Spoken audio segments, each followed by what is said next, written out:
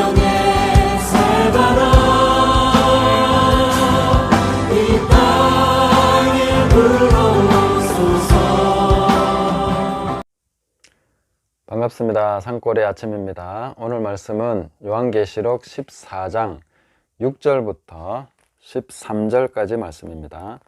또 보니 다른 천사가 공중에 날아가는데 땅에 거주하는 자들 곧 모든 민족과 종족과 방언과 백성에게 전할 영원한 복음을 가졌더라.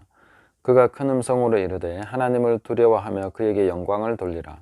이는 그의 심판의 시간이 이르렀음이니 하늘과 땅과 바다와 물들의 근원을 만드신 이를 경배하라 하더라.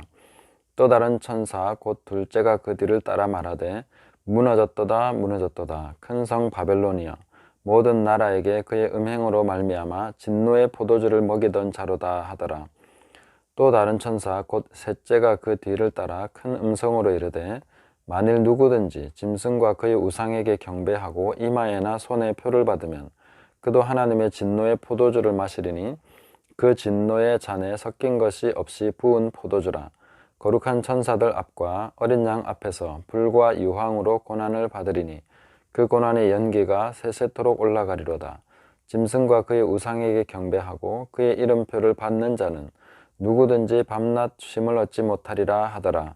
성도들의 인내가 여기 있나니 그들은 하나님의 계명과 예수에 대한 믿음을 지키는 자니라. 또 내가 들으니 하늘에서 음성이 나서 이르되 기록하라. 지금 이후로 주 안에서 죽는 자들은 복이 있도다 하시매 성령이 이르시되 그러하다. 그들이 수고를 그치고 쉬리니 이는 그들의 행한 일이 따름이라 하시더라. 아멘. 이 대목은 계시록의 중요한 전환점이 되는 그런 대목입니다. 물론 전환했다고 해서 끝난 것은 아니고 바벨론의 심판까지 가야 이 모든 내용이 종결되는 것입니다. 제가 계시록을 해석을 시작하면서 처음에 이 계시록은 이스라엘에 대한 약속의 땅에 대한 하나님의 심판을 기록한 책이고 그 심판이 이르러서 그 다음에는 이방인에게로 복음이 전파되는 이 과정에 대해서 이 전환점에 대해서 말씀해주고 있는 책이다 이렇게 말씀을 드렸고 그리고 마지막 대목에 가서는 이제 역사의 완성 이 부분을 보여주는 것입니다.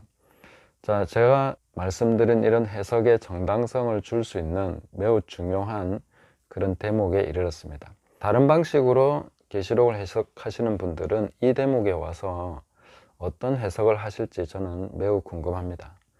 그리고 계시록을 해석하는 많은 분들을 봤을 때 저는 주로 이슈 중심으로 우리가 관심을 갖는 주제 중심으로 이 계시록을 보고 그 대목만 이렇게 나누어서 보시는 것을 많이 봤습니다.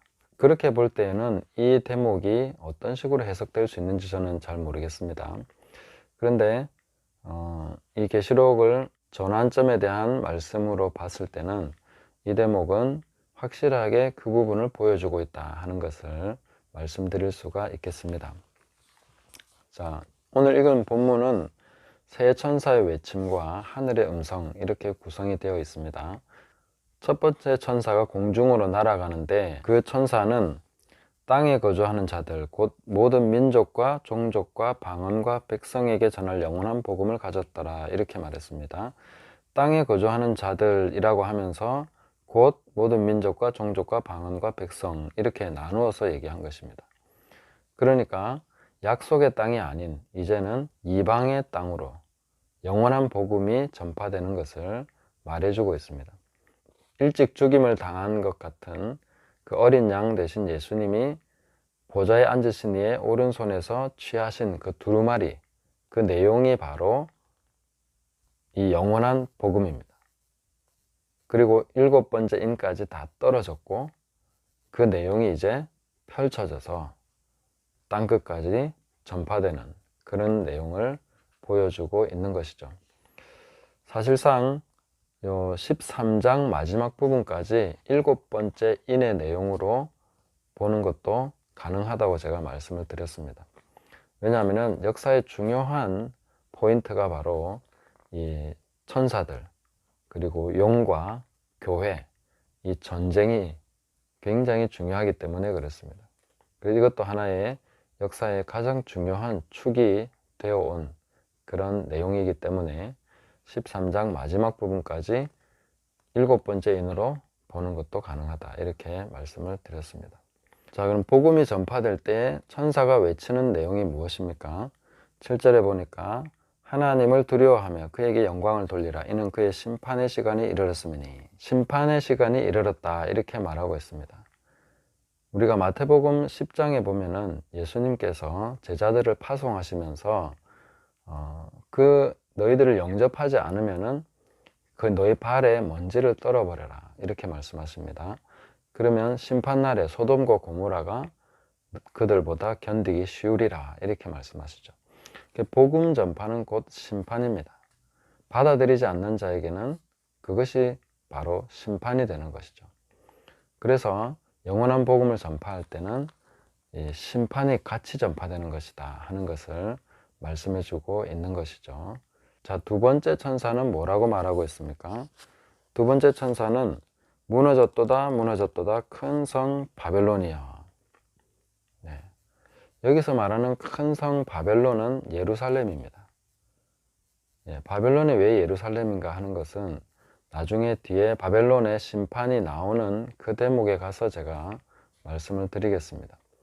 여기서는 이 큰 성 바벨론이 모든 나라에게 그의 음행으로 말미암아 진노의 포도주를 먹이던 자로다, 이렇게 말했는데, 과연 예루살렘이 모든 나라에 음행으로 진노의 포도주를 먹일 정도로 그런 영향력 있는 곳이었는가? 그렇게 보기는 어려울 수 있습니다. 이 세상 역사 속에서는 그런 흔적을 찾기는 쉽지 않을 것입니다. 그러나 영적인 영역에서 보면 마귀가 예수님을 데리고 지극히 높은 산으로 가서 천하 만국을 보여주면서 이거는 다 이제 내가 넘겨받은 거다, 나한테 한 번만 절하면 이것을 다 너한테 주겠다라고 이런 제안을 하죠. 그때의 마귀는 아주 자신만만했습니다. 자기가 모든 것을 장악했다고 얘기하고 있는 것이죠. 그러면은 사실상 마귀의 입장에서는 예루살렘만 장악하면 다른 데는 어차피 다 우상숭배이기 때문에 그 예루살렘에서 가장 강력한 영향력을 가지고 그 일을 하고 있었다, 이렇게 볼 수가 있겠죠. 그래서 이것은 영적인 영계에서 예루살렘의 역할이 바로 이 역할이었다 하는 것이죠. 천하 만국의 음행을 하게 하고 모든 나라에게 그의 음행으로 말미암아 진노의 포도주를 먹이던 자로다. 예루살렘이 영적인 세계, 악한 세계에서 타압에 있었던 것이죠. 그리고 다른 모든 나라들에게 음행으로 포도주, 하나님의 진노의 포도주를 먹이게, 마시게 하고 있었던 그런 역할을 했다, 이렇게 볼 수가 있겠습니다. 자, 세 번째 천사는 짐승의 표와 우상 숭배에 대한 경고를 계속해 나갑니다. 자, 이 짐승의 표와 우상 숭배에 대해서 제가 특집으로 말씀을 드렸기 때문에 반복하지는 않겠습니다. 그런데 이 짐승의 표는 항상 우상 숭배와 세트로 나옵니다. 그래서 생각 속에 우상 숭배의 그 생각이 들어가 있고, 그 다음에 모든 그 행위와 마음의 태도나 이런 것이 짐승의 표를 받은 자로서의 모양이 나타나는데, 신약 성경에 예수님이 예루살렘에서 활동하실 때에도, 그 유대 지방에서 활동하실 때에도 이미 이 표를 받은 자들이 표가 납니다. 주님이 말씀하신 그 완악한 심령, 완악해서 예수님을 받아들이지 않는 자들, 이 사람들이 바로 짐승의 표를 받은 사람들이죠. 우상숭배를 하는 사람들이죠. 그들이 왜 우상숭배를 하는 사람입니까? 하나님이신 예수님이 이 땅에 오셨는데도 그 앞에 경배하지 않고, 자기 땅에 오셨는데도 자기 백성들이 영접하지 않는 이런 가운데 있는 백성들이 바로 하나님이 아닌 다른 것을 섬기고 있었던 우상숭배자들이죠. 그리고 그들의 심령이 완악해져 있다는 것은 짐승의 표를, 짐승의 인을 받았기 때문입니다. 그래서 예수님을 향해서도 네가 사람이 돼서 오히려 하나님이라고 하느냐, 여기에 대해서 분노했던 사람들이 바로 바리새인들, 율법사들, 서기관들, 그 유대인들이었죠. 그들의 모습을 잘 기억해 주십시오. 그들이 바로 적그리스도, 예수님께서 육체로 오신 것을 부인하는 자들, 그 사람들이 바로 적그리스도입니다. 그리스도를 대적하는 것이죠. 그래서 신약 성경을 읽으면서 짐승의 표가 어딨냐 이렇게 생각하지 마시고, 주님의 말씀을 듣지 않았던 완악한 자들이 다 짐승의 표를 받은 사람들이다. 짐승의 표를 받으면 왜 지옥에 갈 수밖에 없는가? 회개할 수 없기 때문에 지옥 갈 수밖에 없는 것입니다.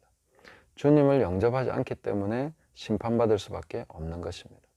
주님의 안식, 주님께로 와서 그분의 멍에를 메고 그분에게 그 수고하고 무거운 짐을 맡기지 않기 때문에 세세토록 수고하고 고통을 받을 수밖에 없는 것입니다. 이것이 바로 짐승의 표를 받은 사람들의 특징입니다. 그들은 죽은 나사로가 살아나도 믿지 않습니다. 수많은 병자들이 고침받아도 믿지 않습니다. 오히려 그 현장을 목도한 사람들이 예수님을 배척하고 믿지 않는, 영접하지 않는 것이죠. 이것이 바로 짐승의 표를 받은 사람들의 특징이다 하는 것을 말씀드릴 수 있겠고, 앞으로도 마찬가지고, 지금도 그렇고, 지금도 마찬가지고 앞으로도 계속해서 이런 현상들이 계속 나타날 것입니다. 예수님을 영접하지 않는 자가 짐승의 표를 받는 자입니다. 끝끝내 예수님을 영접하지 않는 자가 마지막까지 짐승의 표를 받는 사람입니다. 그것을 잊지 마시기 바랍니다. 그래서 12절에 보시면 성도들의 인내가 여기 있나니 그들은 하나님의 계명과 예수에 대한 믿음을 지키는 자니라.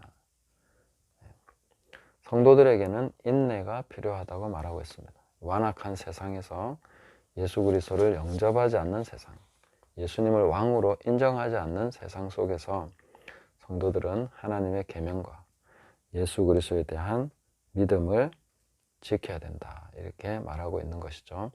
신약시대 오늘날에 있어서도 이 두 가지는 동일하게 갑니다. 우리가 예수님을 믿으면 율법과 계명은 버려도 된다고 생각하는 이러한 것은 굉장히 잘못된 생각입니다. 예수님은 율법을 완성하러 오신 분이시지 폐기하러 오신 분이 아니다 라고 말씀하셨습니다. 예수님을 믿는 것은 성령으로 말미암아 살아가게 되는 것인데, 그 성령으로 살아가면서는 율법이 요구하는 그 수준을 이루어내는 것입니다. 율법으로 할 수 없었던 것을 성령으로 말미암아 그 수준을 넘어서는 것이죠. 그래서 서기관과 바리새인보다 더 나은 의를 평소에 나타내면서 그런 의로운 삶을 살아가게 되는 것이 정상적인 것입니다. 율법의 수준보다 더 낮으면 안 되는 거죠. 율법의 수준을 뛰어넘어야 됩니다. 그래서 온 율법은 내 이웃을 내 몸과 같이 사랑하라 하시는 이 말씀에 다 이루어졌고, 이웃을 사랑하는 자는 율법을 이루었다고 말씀하셨습니다. 율법의 목적이 그거기 때문이죠. 율법의 목적인, 참된 목적인 이웃을 내 몸같이 사랑하는 그것을 이루었는가? 그것이 우리 삶에 풍성하게 나타나고 있는가? 이것을 확인하는 것이 되겠습니다. 마지막으로 하늘에서 들린 음성은 지금 이후로 전환점을 얘기해 주고 있는 것이죠. 이 말이 왜 나오는지를 저와 같이 계시록을 쭉 이렇게 함께 해온 분들은 지금 이 시점에 와서는 좀 마음이 편안해졌을 것입니다. 해석이 좀 정당하게 되었다면은 이제 가면 갈수록 말씀이 잘 맞아지면서 풀려가게 되는 거죠. 근데 만약에 해석이 잘못되었으면 가면 갈수록 꼬이기 시작합니다. 맞지 않는 부분들이 자꾸 나오게 되는 거죠. 그럴 때 우리가 고집을 부리면 안 됩니다. 자기 해석이 틀렸구나, 자꾸 말씀이 꼬이면은 아, 이거 뭔가 잘못됐구나 하고 인정하고 처음부터 다시 점검을 해봐야 됩니다. 그런데 지금까지는 말씀이 꼬이지 않고 조금씩 풀려가는 것 같습니다. 저는 이 대목에 와서는 굉장히 시원해지고 있습니다. 왜냐하면 뭔가 이 해석이 맞는 거구나, 이 해석이 정당한 해석인 것 같다 하는 그 확신이 점점 더 들고 있기 때문이죠. 이 말씀, 이 대목에서도 지금 이후로 주 안에서 죽는 자들은 복이 있다. 왜 지금 이후라고 했을까요? 그전에는 뭐가 달랐다는 거죠? 어떤 전환점이 있지 않다면은 이런 표현은 나올 수 없는 것이죠. 그전에도 많은 분들이 예수님 안에서 죽었습니다. 순교하고 그렇게 했죠. 그런데 이제 이방인들에게 복음이 전파되는 이 부분에서 뭔가 확정이 되는 이 상황 속에서는 주님 안에서 죽는 모든 사람들이 다 복이 있다, 이렇게 선포를 해주고 있는 것이죠. 이게 우리에게 직접적으로 해당되는 그런 본문이다, 이렇게 볼 수 있습니다. 오늘날 우리가 주님 안에서 죽는 사람은 복이 있는 것이죠. 이 말씀에 대해서 성령님이 확정을 해주십니다. 이르시되 그러하다 그들의 수고를 그치고 시리니 이는 그들의 행한 일이 따름이라 하시더라. 네. 자, 우리 삶에 대해서 이제 율법의 잣대가 아닌 성령님이 이 부분에 대해서 확인을 해주고 계십니다. 우리 성도의 삶은 기록된 말씀으로 심판을 받게 되는데, 성령님은 그 기록된 말씀에 대해서 우리에게 끊임없이 가르쳐 주시고 적용해 오신 분이십니다. 그가 오시면 모든 진리 가운데로 우리를 인도하신다고 예수님께서 약속하셨고, 과연 예수님이 오셔서 그 기름 부으심으로 우리를 가르치시면서 인도해 가십니다. 저는 요한일서 2장 27절 말씀을 굉장히 소중하게 생각합니다. 아무도 너희를 가르칠 필요가 없고 오직 그의 기름 부으심이 너희를 가르친다 라고 말씀해 주셨습니다. 그래서 그 기름 부으심으로 성령께서 우리를 가르쳐 주시고 인도해 오셨는데, 그 우리의 끝이 왔을 때, 종말의 시간, 그 주님 앞에, 하나님 앞에 서게 되는 그 시간에 성령께서는 우리의 삶에 대해서 증언을 해 주십니다. 그렇다, 이 사람은 하나님의 말씀, 진리를 따라서, 내가 가르친 것에 따라서 수고하고 애를 쓰며 그 길을 걸어온 사람이다 하고 성령께서 인정을 해 주시는 것이죠. 오늘날 우리는 이 성령께서 나를 인정해 주시는 이런 삶을 계속해서 사모하시고 그렇게 살아가야 됩니다. 사실상 이 땅의 삶이 쉽다고는 아무도 얘기하지 않았습니다. 예수님이 내 멍에는 쉽고 내 짐은 가볍다라고 말씀하셨지만, 그러나 우리가 실제 그 짐을 지고 갈 때에 짐이 가볍고 쉽다는 것은 객관적으로 그게 쉽고 가볍다는 의미가 아닙니다. 객관적으로 봤을 때는, 또 비교해서 봤을 때는 엄청나게 무겁고 힘든 짐입니다. 그러나 주님과 함께 지고 가기 때문에, 성령님이 함께 하시기 때문에 사실상 우리가 실제로 느끼고 실제로 감당하는 무게는 굉장히 쉬운 것입니다. 객관적으로는 엄청 힘듭니다. 그러나 따지고 보면 너무 쉽습니다. 믿음으로 사는 길은 엄청 쉬운 길이죠. 우리가 뭔가를 노력해서 그것을 얻어낸다고 하면 평생 불가능합니다. 그것은 하늘의 별을 따는 것과 같은 것이죠. 그러나 믿음은 정말 하늘의 별을 따냅니다. 그것도 아주 쉽게요. 불가능해 보이지만, 또 아닌 것처럼 보이지만, 믿음으로 사는 삶은, 성령 안에 가는 삶은 그런 것이 이루어지는 삶이 되는 것이죠. 그래서 성령님이 우리의 삶을 확인해 주시는 그런 방식의 삶을 우리는 계속해서 살아가야 됩니다. 그 마지막 때에 와서 내 인생이 끝나는 그 지점에서 성령님이 수고했다, 수고했어, 이렇게 인정해 주시는 그런 삶이 되어야 되는 것이죠. 오늘날 우리 속에 거주하시는, 내주하시는 성령께서 인정하시는 그런 삶이 되어야 된다는 것입니다. 그래서 수고를 그치고 시리니 이는 그들의 행한 일이 따름이라. 그 모든 행위에 대해서 성령님이 인정해 주시고 확인시켜 주시는 그런 삶이 성도의 삶이다 하는 것입니다. 저는 찬송가 301장의 마지막 구절을 굉장히 좋아합니다. 이 찬양, 이 내용이죠. 주님 다시 뵈올 날이 날로 날로 다가와 무거운 짐 주께 맡겨 벗을 날도 멀잖네. 나를 위해 예비하신 고향 집에 돌아가 아버지의 품 안에서 영원토록 살리라. 무거운 짐 주께 맡겨 벗을 날도 멀잖네. 네. 짐이 무겁죠. 저도 사실 무겁습니다. 엄청 힘듭니다. 그렇지만 어떻게 보면 하나도 힘들지 않습니다. 주님이 함께 지고 가시니까.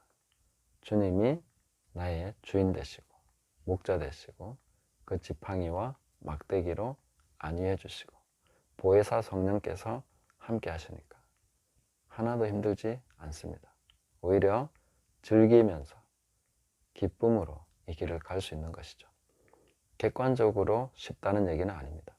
객관적으로는 엄청 어렵습니다. 그러나 내면적으로는 무지무지하게 쉽고 가벼운 것이 바로 이 길이다 하는 것을 기억하시면서 오늘도 주님과 함께 동행하시는 성령님과 함께 걸어가시는 복된 날 되시기를 예수님의 이름으로 축복합니다. 감사합니다.